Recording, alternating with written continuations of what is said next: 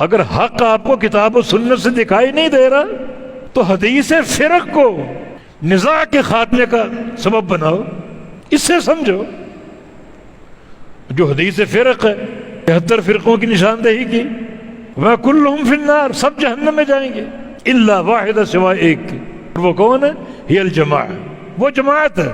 جماعت سے مراد کیا ہے؟ وہ اللہ کے نبی کی جماعت۔ مانا پورا حق جو ہے وہ 73 میں تقسیم ہو چکا ہے، محصور ہو چکا ہے۔ امت کی دو قسمیں، امت دعوت اور امت اجابت۔ امت دعوت عام ہے، اس میں یہودی، عیسائی، مجوسی، کافر، مشرک سب شامل۔ دعوت دی گئی، قبول نہیں کی۔ امت اجابت وہ لوگ مراد ہیں جنہوں نے دعوت قبول کی۔ جو امت اجابت ہے یہ 73 فرقے ہوں گے۔ حدیث بڑی اہم ہے، 73 فرقے ہوں گے امت اجابت کے۔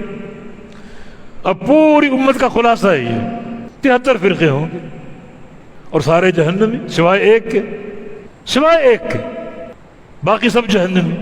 جہنمی کیسے؟ واللہ اعلم، ہمیشہ ہمیشہ کے جہنمی یا ایک وقت مخصوص جہنم میں جائیں گے اور اپنی سزا بھگت کر نکال دیے جائیں گے، اللہ اعلم۔ لیکن جو طائفہ منصورہ اور کامیاب جماعت یہ کون ہے؟ ما انا علیہ اليوم واصحابی، الجماعہ بھی کہا گیا، اللہ کے نبی کی جماعت۔ اس کی تعریف کیا ہے؟ دوسری حدیث ما انا علیہ اليوم واصحابی، جس پہ میں ہوں اور میرے صحابہ ہیں۔ اگر صرف کتاب و سنت یہ کافی ہوتے تو حدیث یوں ہوتی ما انا علیہ، جس پر میں ہوں، جو اس پر قائم ہے وہ طائفہ منصورہ ہے۔ لیکن ما انا علیہ نہیں، آگے وہ صحابی بھی، جس پر میں ہوں اور میرے صحابہ۔ میرے صحابہ دین کا مصدر نہیں، بتا چکا ہوں۔ میرے صحابہ فہم دین کا راستہ ہے، انہوں نے یہ فہم مجھ سے لیا، آگے منتقل کیا۔ اس فہم پر ارتکاز کرو گے تو یہ ہدایت کا راستہ ہے۔ یہ نصوص اسلام کی ایک اور حدیث فَإِنَّهُ مَن يَعِشْ مِنكُم بَعْدِي فَسَيَرَى اخْتِلَافًا كَثِيرًا فَعَلَيْكُم بِسُنَّتِي وَسُنَّةِ الْخُلَفَاءِ الرَّاشِدِينَ الْمَهْدِيِّينَ۔ میرے بعد تم بڑے اختلافات دیکھو گے، بڑے اختلافات۔ اس وقت تم نے کیا کرنا ہے؟ سب کچھ چھوڑ دینا ہے، میری سنت کے ساتھ چمٹ جانا ہے۔ مانا کہ جس مسئلے میں اختلاف ہوا اس میں کیا تعلیم ہمیں دی گئی، ہر چیز چھوڑ دو، صرف میری سنت کو تھام لو بس۔ کچھ سمجھ آ رہا ہے؟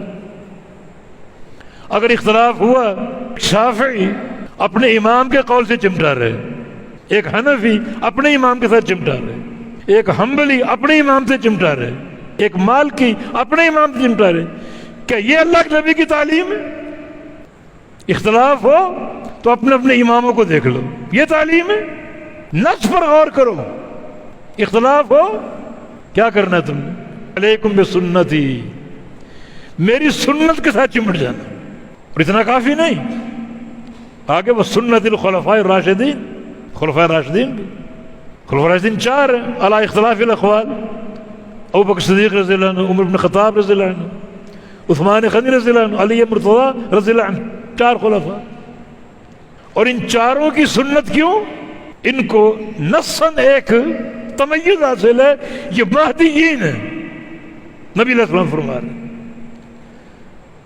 خالی خلفاء نہیں بلکہ مہدیین بھی ہیں، اللہ کی طرف سے ہدایت یافتہ۔ اور شخص ہے دنیا میں ایسا جس کو مہدی قرار دیا گیا ہو کہ اللہ کی طرف سے ہدایت یافتہ، ان کی پیروی کرو۔ تو اتنا نہیں کہا کہ بس فعلیکم بسنت، بس میری سنت، بس بس بس نہیں۔